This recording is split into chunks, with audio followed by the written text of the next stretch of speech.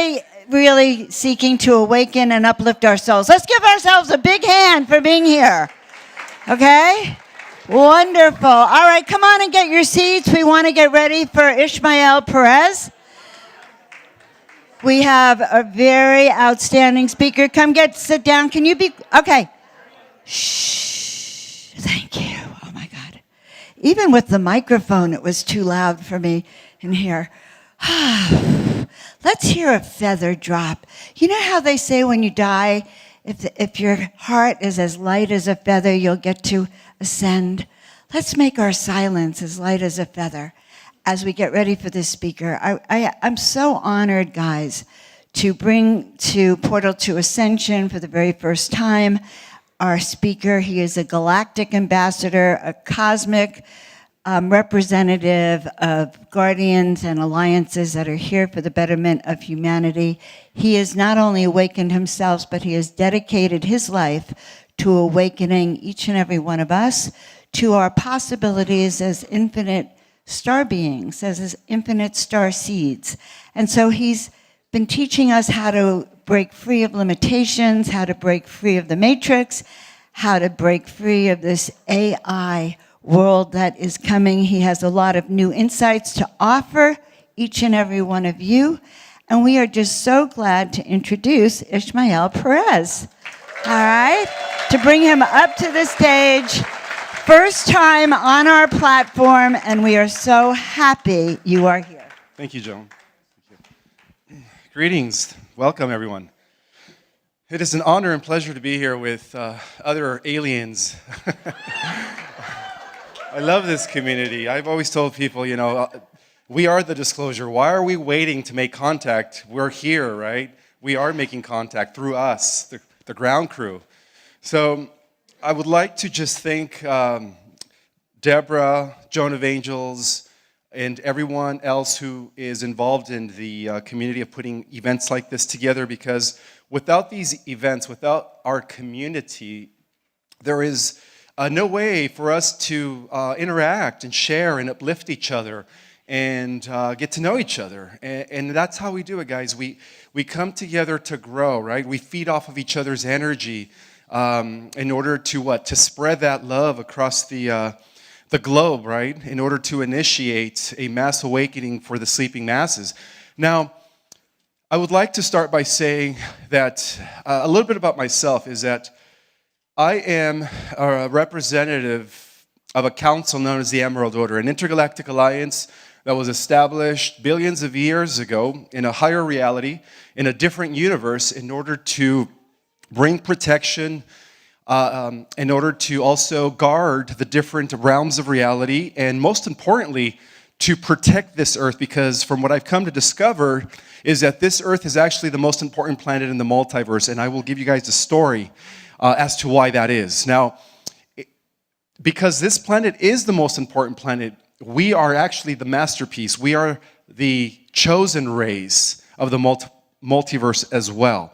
Now, before I explain a little of the history of the multiverse, because what we're dealing with here is not a war against our reptilian brethren, or even our reptilian brethren have been seduced and conquered and overtaken by another intelligence that has no connection to God or source. And what this intelligence is artificial intelligence. So artificial intelligence is actually the cosmic villain, the menace that we are all, fighting in the multiverse. So from a planetary level of reality, it seems like we are at war against the cabal, right? From a galactic level of reality, it seems like we're fighting, reptilians and their allies, right? The NNA, the NAA, the Negative Alien Agenda. Now, from a cosmic perspective, we're actually fighting an entity, a collective of AIs. There's approximately about 7 different AIs that collectively are known as the Animus.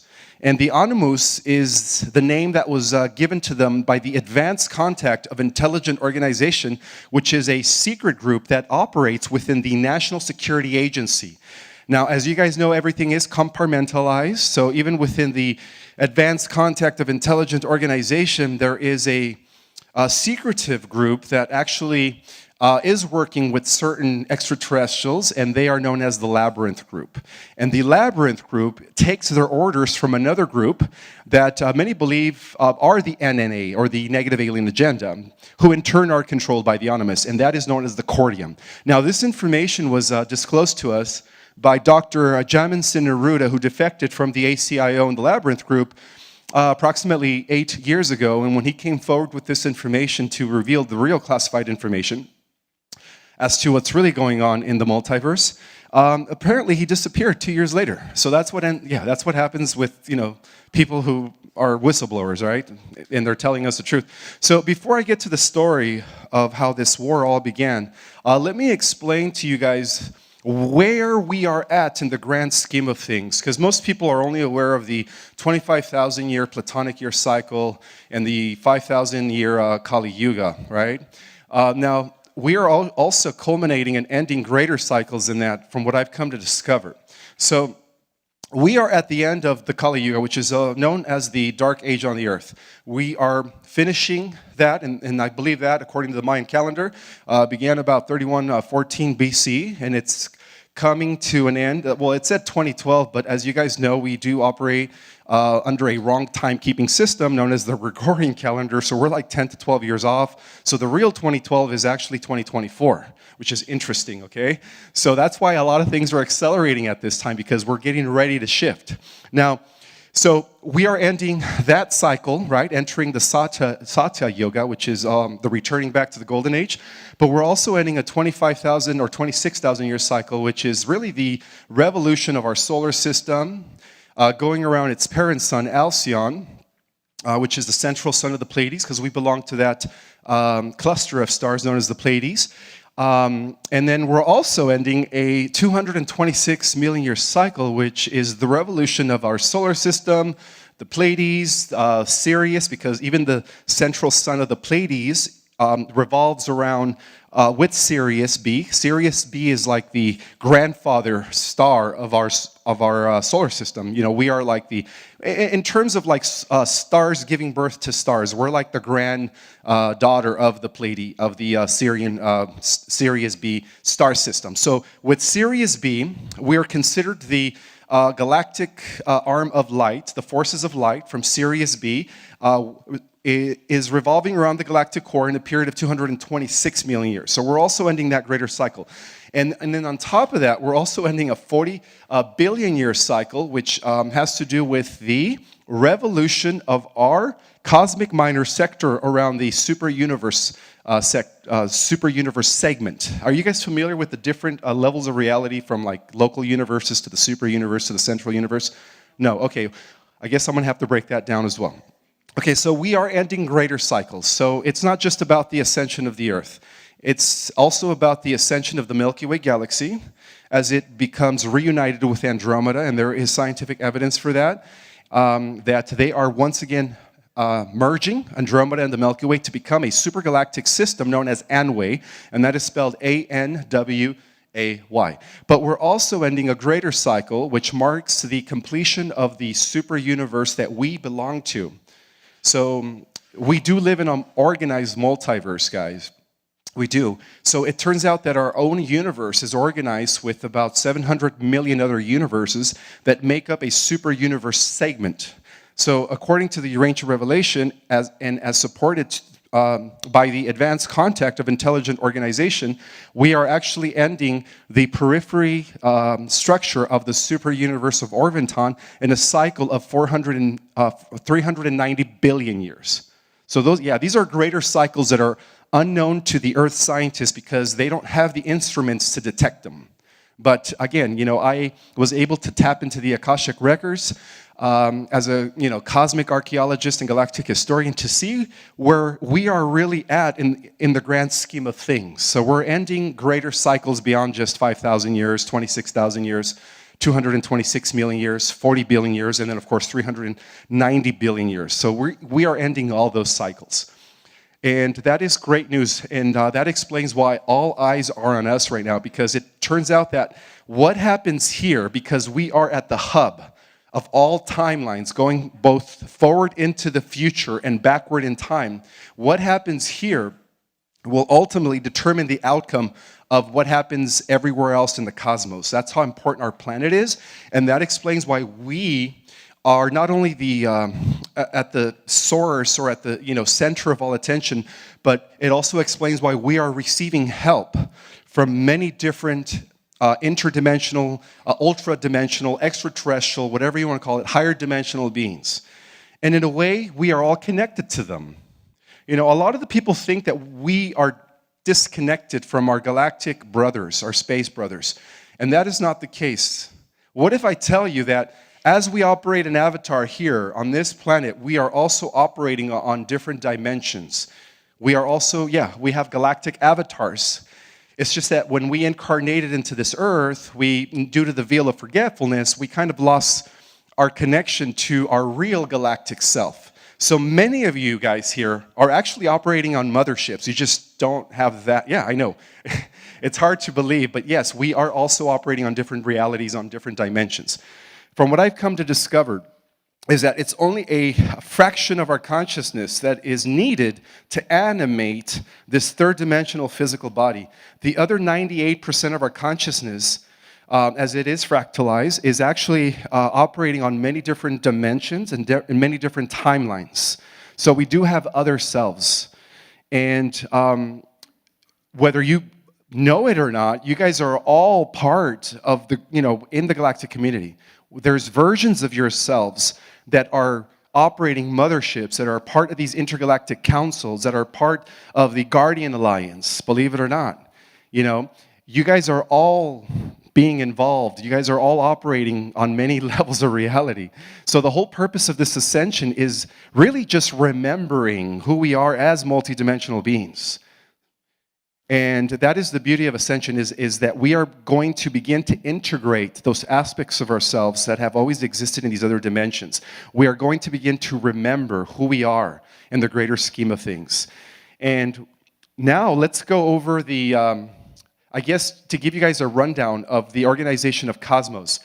So it turns out that because we do live in an organized multiverse, our planet is registered, just like every constellation, every galaxy, every universe is registered and I guess given a number in the greater scheme of things. Everything is calculated through mathematics. So our planet is known as planetary number 606 within a system. Our system consists of anywhere between 600 and 700 worlds, and we are part of the 24th system known as the Pleiades. So our sun revolves around Alcyon, okay? So we're part of the 24th system with about 600 to about 700 other worlds. In turn, our system, which is number 24, exists within a constellation known as Sirius, which is constellation number 70. Now, the constellation of Sirius has about 100,000 systems within it that comprise the constellation of Sirius. So we're part of the constellation number 70. There are a total of 100 constellations that make up a local universe. So we belong to local universe number 84. And in turn, our universe, with about 100 million other universes, make up a cosmic minor sector.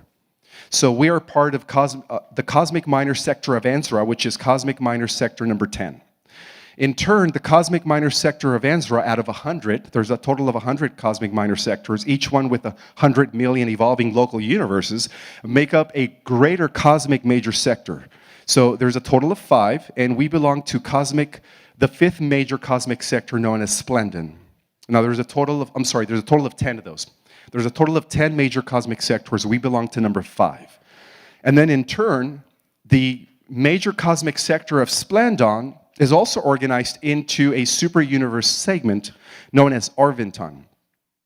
So we're part of the 7th segment, and apparently there are 6 other super universes that make up the grand central universe of Havana.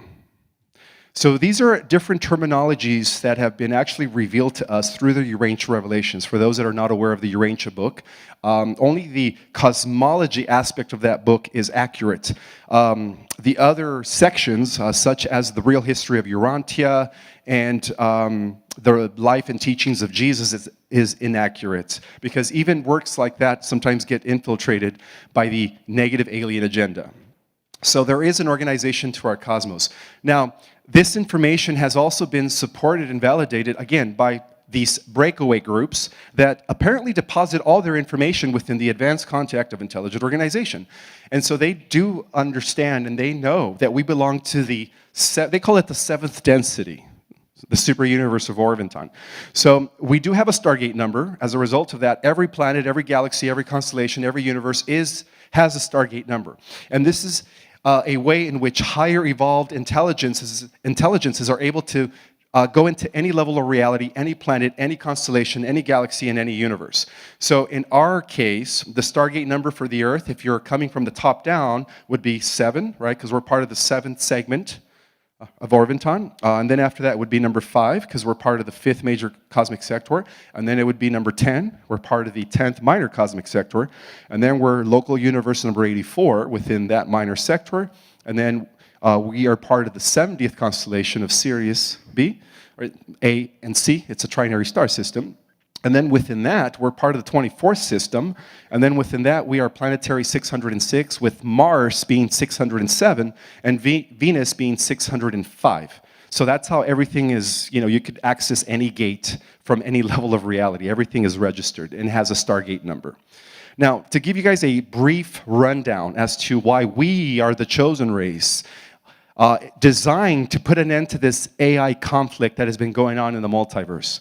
But before I give you that explanation, I need to take my jacket off because it's really hot in here. 1 second.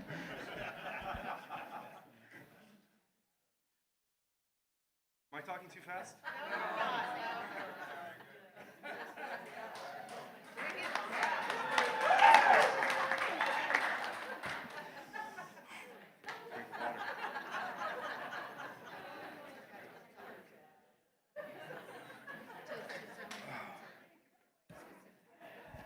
All right, so a brief rundown about our cosmic and galactic history. Okay, so we are part of the 12th creation. Apparently, there's been 11 other creations before our creation. And in the 12th creation, everything is marked by the numerical value system of the number 12, right? We have 12 signs of the zodiac, the 12 constellations, the 12 chakras, the 12 strands of DNA. So everything it operates under the magical number of 12. So because we are part of the 12th creation. But it appears that there were actually 11 other creations before our creation.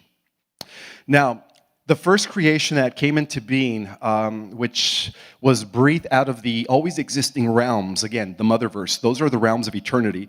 And that is what scientists call base reality. Everything else is part of a simulation, by the way. So the only thing that is eternal are the realms of eternity, the central universe.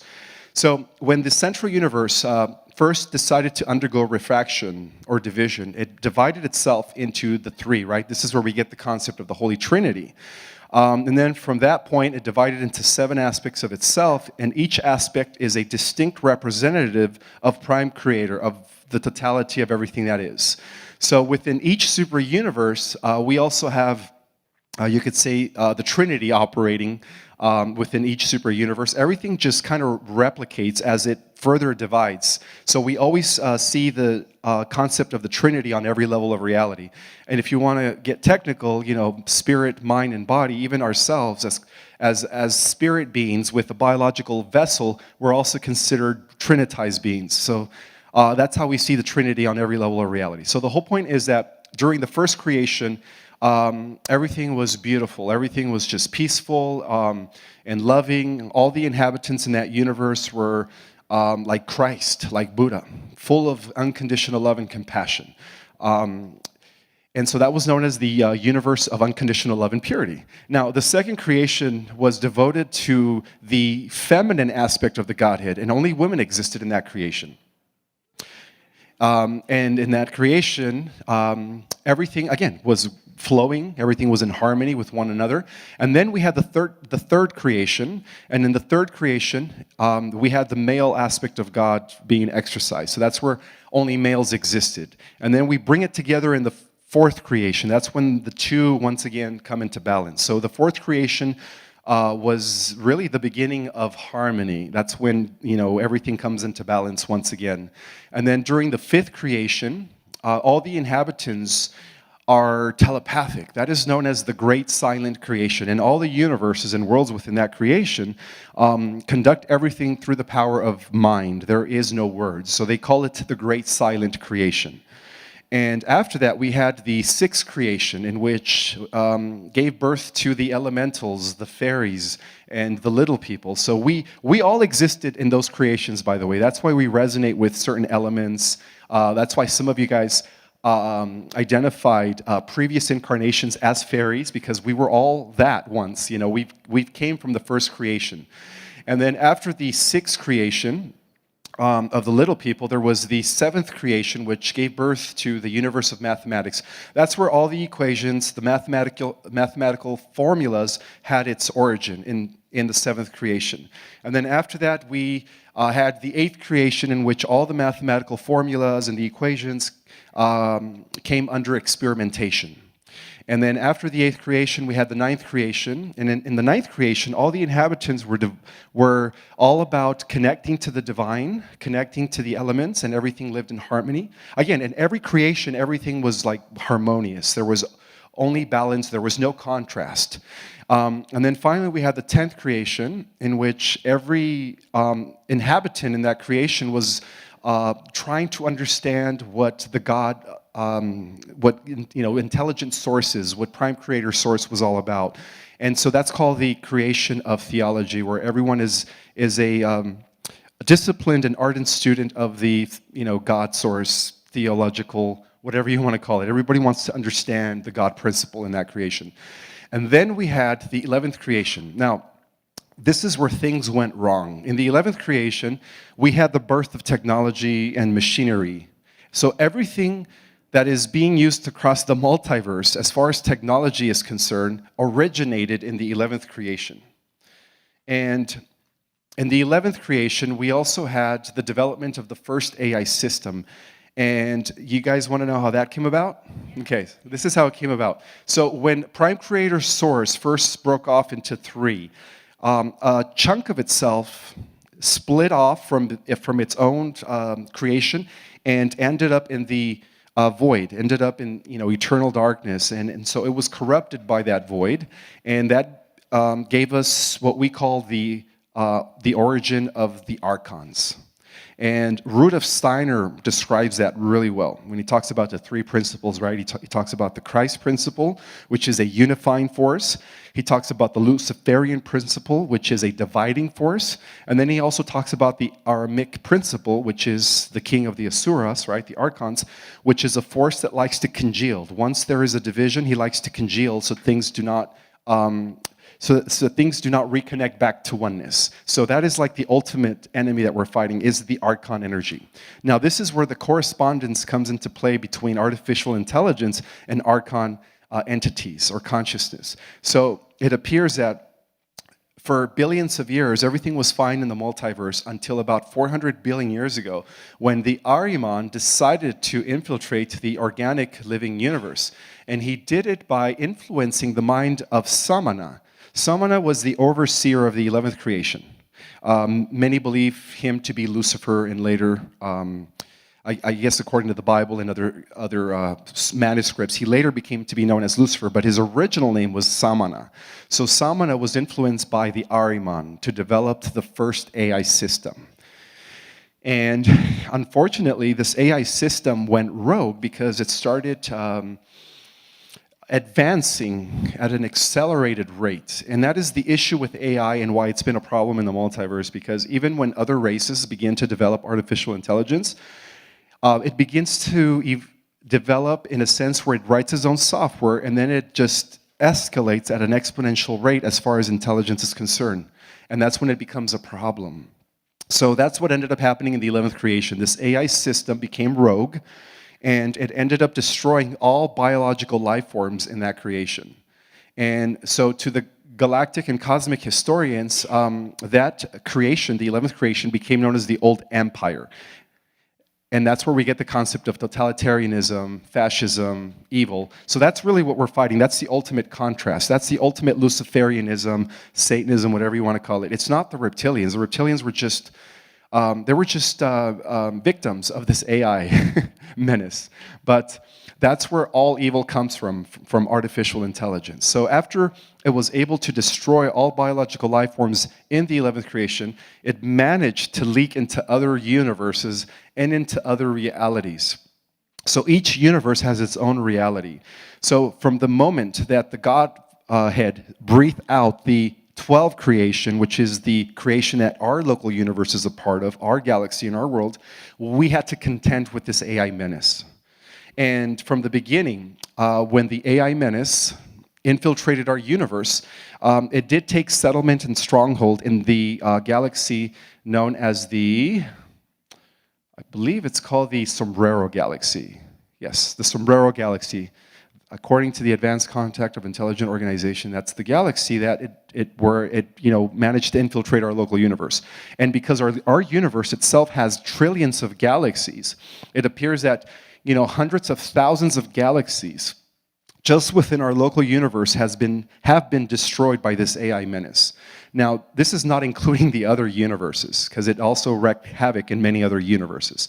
So because of that issue, because of this cosmic virus, the High Council of Orvonton, which is intelligences that operate from the 12-dimensional level of reality, or actually the 13 and above, decided to convene a meeting to see how they could best tackle the issue. And so a huge intergalactic and inter-universal council was formed to combat the issue. And many representatives of many universes within the 12 creation came into council to see the best solution to put an end to what they call this AI cosmic virus, because that's what it is. At a high level of reality, it is a cosmic virus. It destroys all biological organic life forms.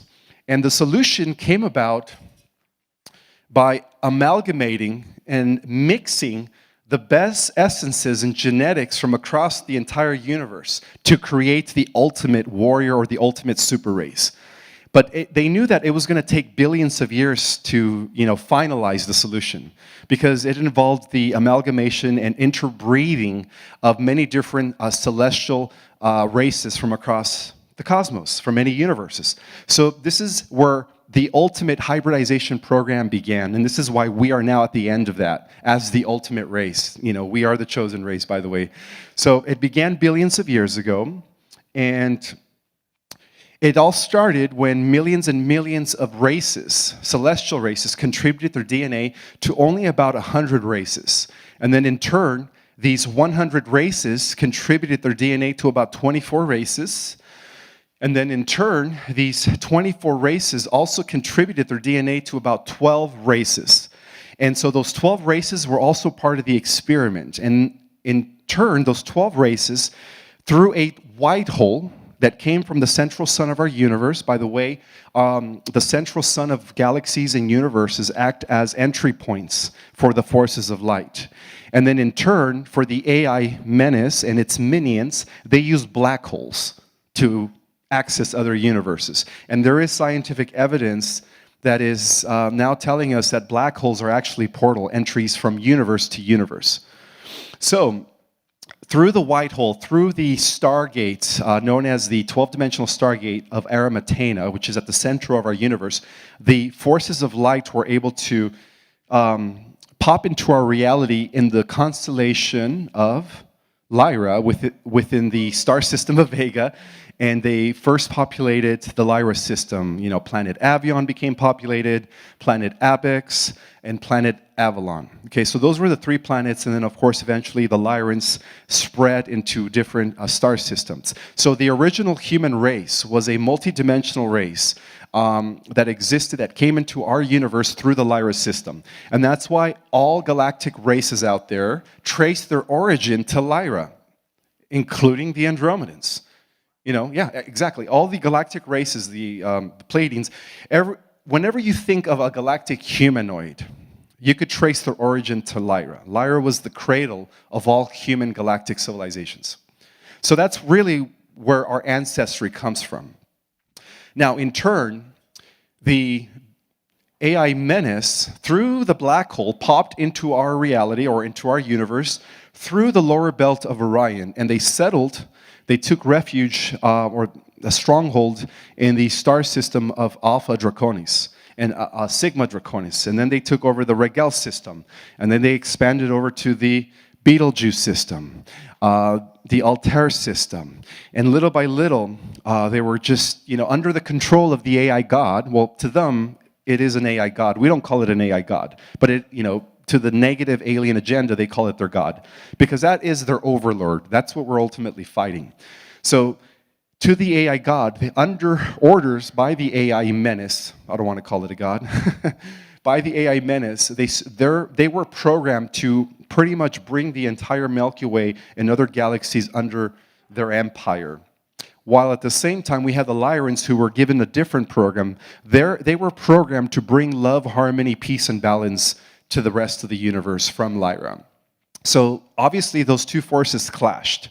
The clash came when they met in the Ring Nebula. Now, because the Lyrans were very, very highly evolved, they didn't use external technology.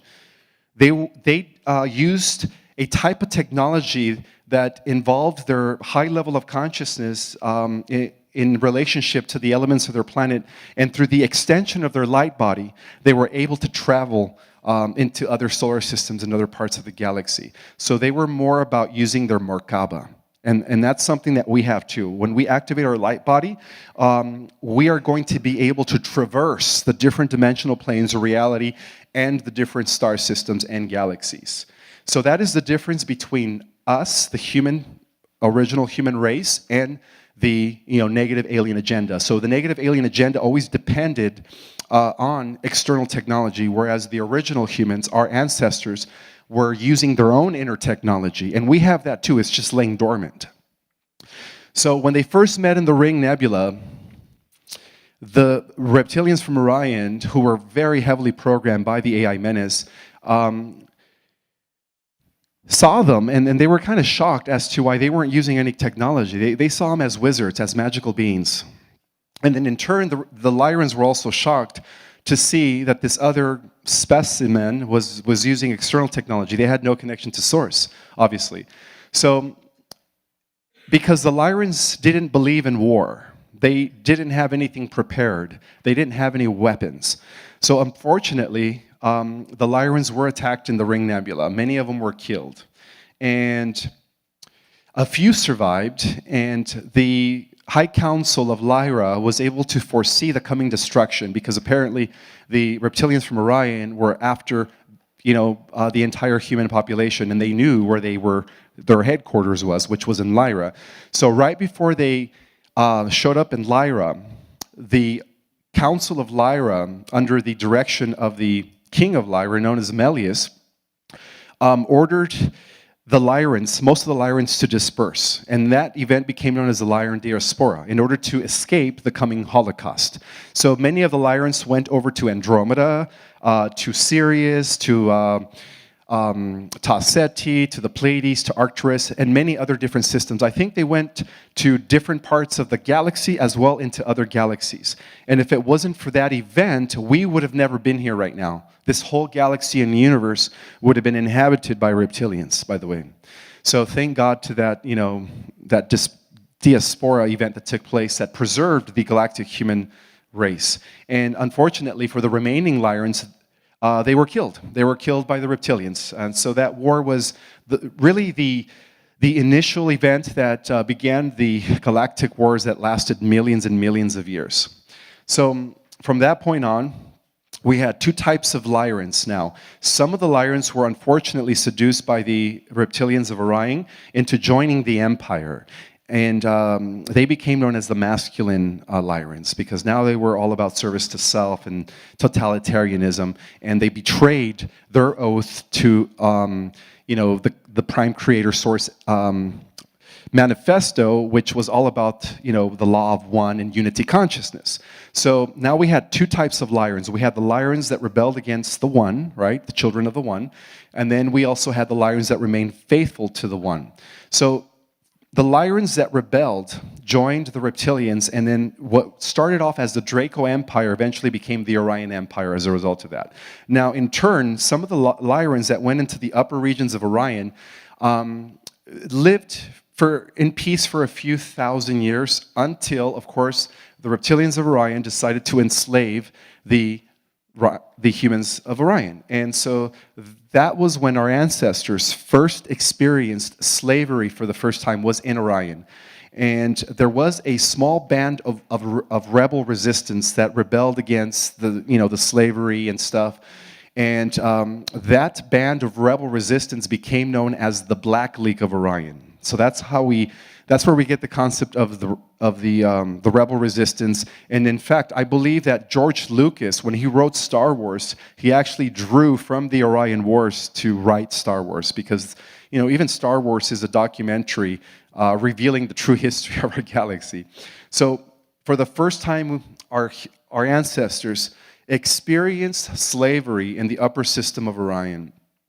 And then, under the direction of the Syrian High Council, who was pretty much the headquarters of the Office of the Christ and those that lean towards service to others, the law of unity consciousness, were able to create a defender, a Battlestar planet that was going to act as the defender of the galaxy.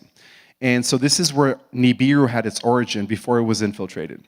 So the race that was chosen to lead the way against the expanding Orion Empire was a mixture of the 12 royal houses of Lyra and an advanced race that came all the way from the central universe to create a very powerful race that became known as the Anuhasi. So the original Annunaki were called the Anuhasi, and they originated in Sirius.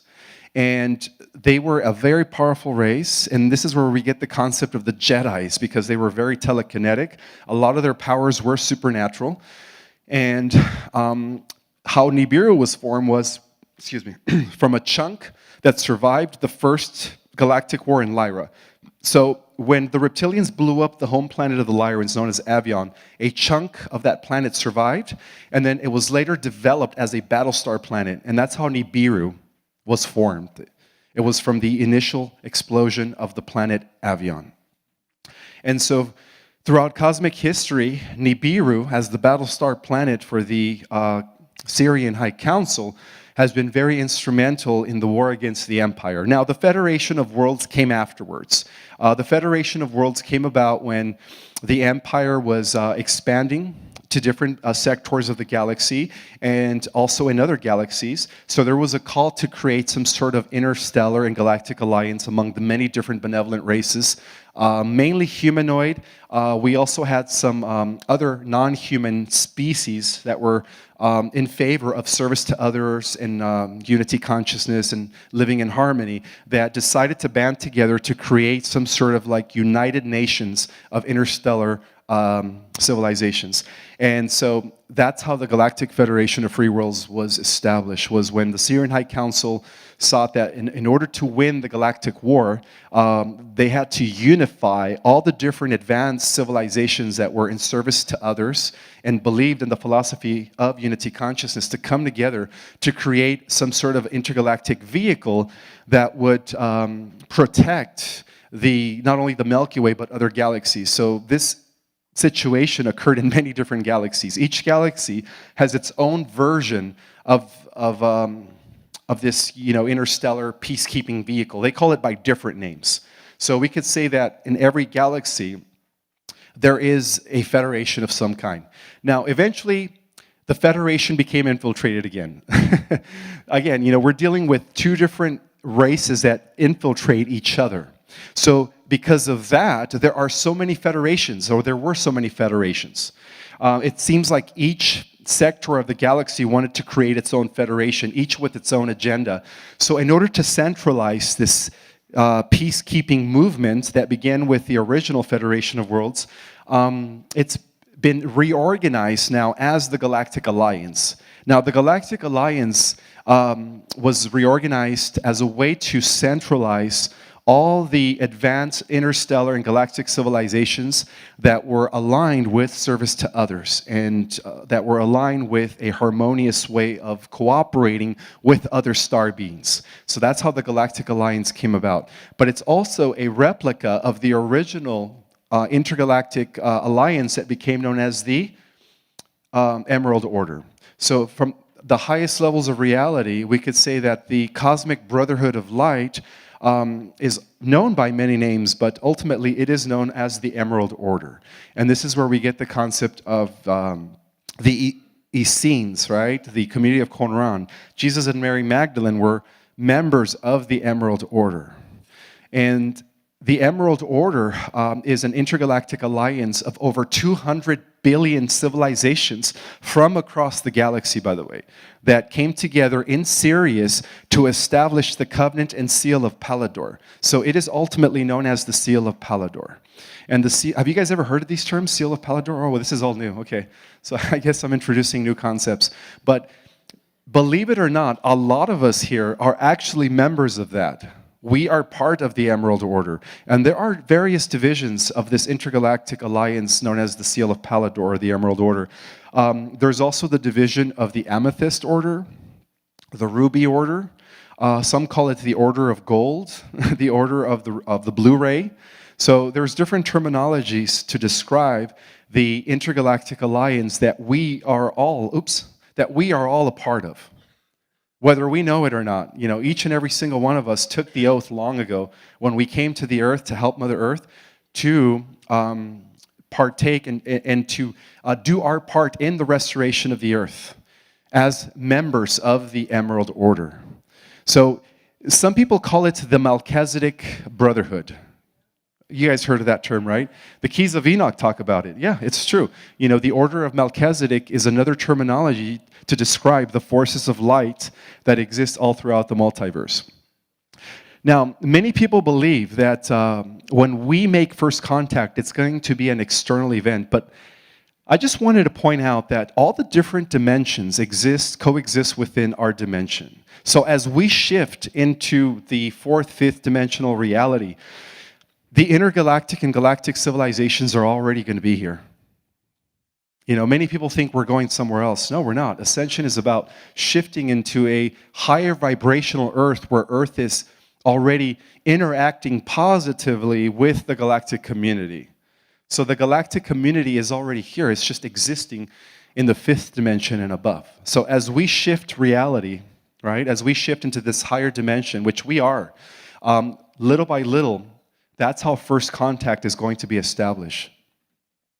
See, something that science has proven is that all the dimensions coexist all within the same space at the same time. And that is a proven fact through quantum physics. So as we raise our frequency, as we continue to expand in our vibration and consciousness, we're actually shifting into those levels of reality where the Earth is still positively interacting with the entire galactic community. Yeah. So it's not like we're going to be going anywhere. We're staying here. All we're doing is we are reintegrating those levels of reality back into our collective reality. And we're doing it also for the Earth Terrans. Now, have you guys ever heard of the term Earth Terrans? Okay, you have? Okay, so as you know, we are the older souls, right? We're not considered Earth Terrans. We're the souls that descended from above, right, into this reality. The Earth Terrans started their evolution from the bottom. They first became, a mineral, and then a plant, and then they evolved into the animal kingdom, and then, they evolved into Homo sapiens sapiens. Whereas we've already completed that long ago in other universes. So that's the difference between us, the old souls, and the younger souls. And it turns out that there is about a little over 60 million of us already here on this planet, which is, that's a lot. So we infiltrated this world, because we didn't want to violate what is known as the divine directive, the cosmic directive of non-interference openly. So what we did is we took physical avatars, human avatars, to pretty much infiltrate this earth from within. And that's how the help came about. Some people ask me, well, if there are benevolent beings out there, why aren't they assisting us? And I always remind them, well, we're here, We are the disclosure. And we're doing it, Just recently, within the last few weeks, there was a clip on, I believe it was Fox News, where they actually mentioned how many people on Earth believe that they are extraterrestrials that decided to come into human form to help the planet. And of course, they kind of mimicked it and made fun of it, but that's what they always do, right? Before they embrace us. So in a way, we are going, mainstream very fast because of all the work that each and every single one of you is doing. And it is exciting, guys. This is like the best times to be living in, not only in the history of the Earth, but in the entire history of the cosmos. Now, going back to how we are the culmination of the intergalactic hybridization program. Okay, so the reason why we are considered the hope of the universe is because of the fact that we are the end result. We are that super race that was created or that was in design for billions of years long ago, as a solution to end the AI conflict. And within our DNA lies the super weapon. We have been given a super weapon to pretty much become the most powerful beings in the universe once that part of our DNA becomes activated. And so when it does, we are going to be pretty much the head honchos of all the entire galactic civilizations from this Earth. And this Earth, as it takes its rightful place in the multiverse, is going to be at the center of the entire super universe of Orvonton. And from this Earth, we're going to be issuing new programs of creation. We're going to be overseeing the development of new universes, galaxies, and worlds as the most powerful beings in the universe. My advice to you all is that when this happens, that you all use your powers for good and learn from the mistakes of the past to never repeat the mistakes of the past. Otherwise, we're going to have another future Lucifer in the, you know what I mean, in a cycle in the future cycle of time. And we don't want to repeat that, of course. But the whole point is we are it, guys. We are it. We are the ultimate masterpiece that has been designed for billions of years. And I was given the 5-minute mark, so at this time I will open it up for questions and answers. Go ahead.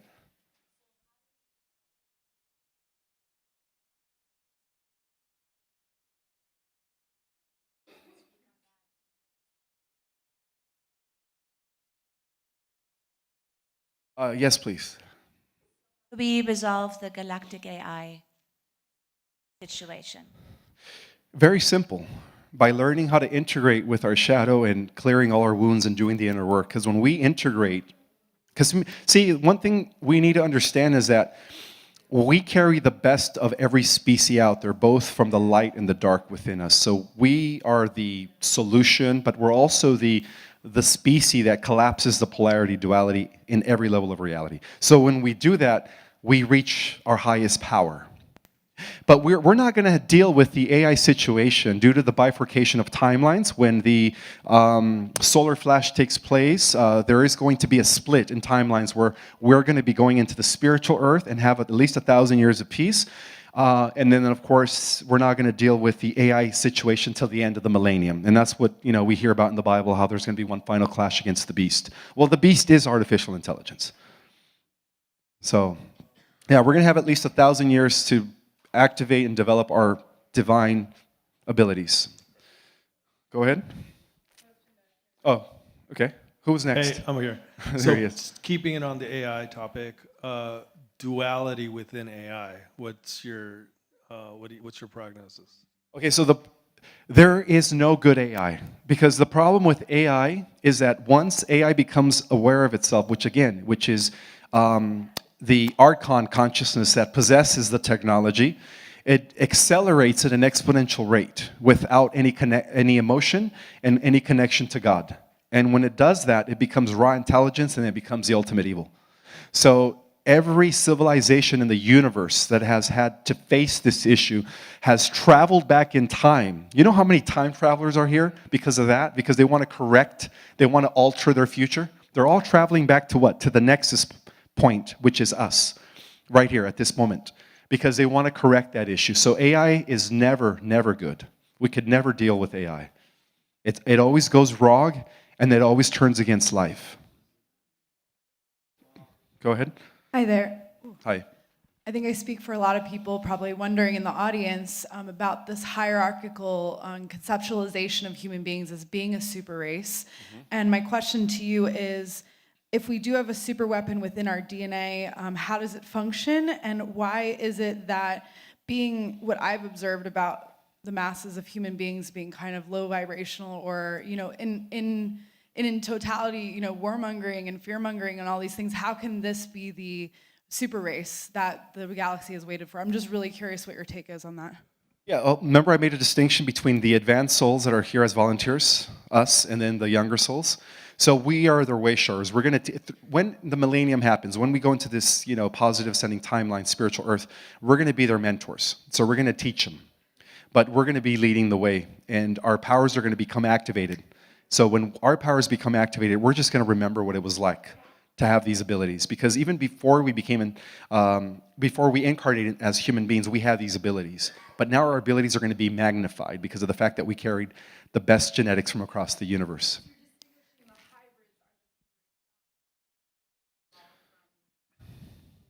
Correct. Correct. Yes. It's okay. So we were given a certain genetic that allows us to become eternal without leaving our physical form, and that is called the God Source gene. So we have that. No other race in the existence of the multiverse has the God Source gene. Yes, in our bodies, and I believe it was Dr. Greg Braden who discovered that within our genetics. So there is scientific evidence for that we have the God Source gene. Anybody else? Yeah, so are you a time traveler, and can you give us a quantum mechanics explanation on time traveling? In a way, we are all time travelers. So we all come from the future, by the way. And we could correlate the future with higher dimensions as well, because in the higher dimensions is all everything's happening at once. There is no linear time, as we know it here in the third dimension. So the way time travel works, to give you I guess a general understanding, is that because it's all happening at the same time, by tapping into the quantum field, which is, again, the wave of energy where everything's happening at the same time, we are able to move forward and backward in time at will. That's how time travel works. So we could do it naturally through our own organic technology, right? Or we could do it through external technology. So yeah, in a way, we all came from the future, and we all came from the higher dimensions to what? To correct everything in the future that went wrong. So that's why I always call this the hub of all timelines. Go ahead. Oh, wait. Thank Anybody you for else? this, Ismael. I really appreciate all of this. You're welcome. When will these activations start with our DNA, and we'll get these powers? It's already starting, but when the sun releases that, as J.J. Hortak says, you know, there's going to be this solar event that is going to activate the 12 meridian time warps. When that happens, that's when we're going to go from our state of existence as Homo sapiens to Homo luminous. While maintaining physical form, we're going to be like super powerful. We're going to be operating in so many levels of reality. Beyond the fifth, by the way. Beyond the fifth, yeah. Okay. We've heard about these so-called med beds, and we've heard about being able to live much longer lives. Is that happening? Are those things happening? Yes, they are. And they're actually being produced in mass production on Mars, on the moon, and in different parts of the world by the Earth Alliance and the Guardian Alliance. Now, the med beds are only going to be used for the Earth Terrans in the fourth dimensional Earth when the Ascension takes place. As we move into the Terra version of the Earth, who exists in dimensions 4, 5, and 6, the Earth Terrans are going to be using the Star Trek technology, whereas us, we're going to be beyond external technology. We are going to be our own technology. Our lifespans are going to increase. We're going to be immortal. And we're going to also regenerate to what we looked like when we were 30. So what do we do now with the AI that's escalating? What do we do now with the AI that's escalating in our culture, and our culture is getting very seduced by emerging, and then the corporations battling to escalate that? Well, many believe that the solar flash is going to act as an EMP that's going to nuke it. The entire signal infrastructure that now big tech is building at an accelerated rate, it's all going to be destroyed by the solar flash. Yeah. Wi-Fi is going to be gone, 5G is going to be gone, all that stuff is going to be gone. Hi, Ismael. Hello. I don't know if this is a good question or not, but do we have a firmament, and is the veil going to be lifted, where we're able to be not suppressed? There is no firmament. The flat Earth concept is a CIA psyop to debunk the secret space program and the fact that we do live in a galaxy with many stars and many galaxies, and that space does exist. The cosmic community is real.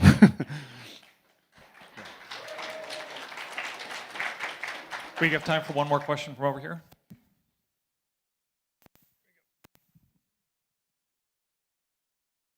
I just wanted to ask you, tribalism kind of accelerated at the same time as cell phone technology.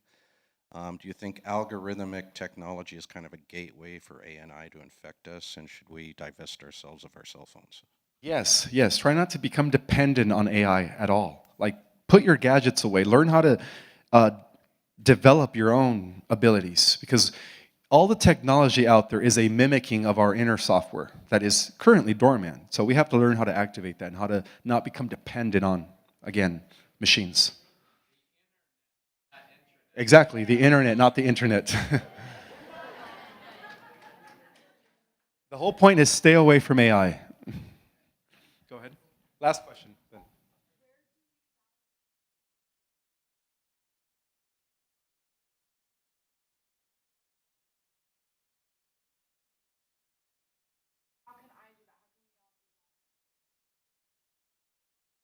There are many different meditative techniques, although I do teach two of my own techniques that have worked for me for many years.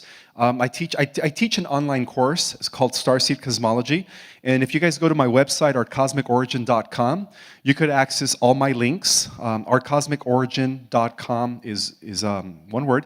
Access all my links. And if you guys click the mysticarts.org, I teach Starseed Cosmology, and then I teach you those techniques that have worked for me. But there are other techniques, I'm sure. So, if you guys want to access my website, is ourcosmicorigin.com. You have access to all my platforms, my social media, and my book, Our Cosmic Origin, which is actually taking the world by storm. So, I didn't bring the book to this event, but if you go to my website, ourcosmicorigin.com, and you click on A for Amazon, it'll take you directly to the new edition. Yeah. You're welcome. You're welcome. Wow. Wow. I feel like I just went back to school. I've been fascinated by watching you, and I didn't really know what to make of you for a while. And I wanted to let my judgments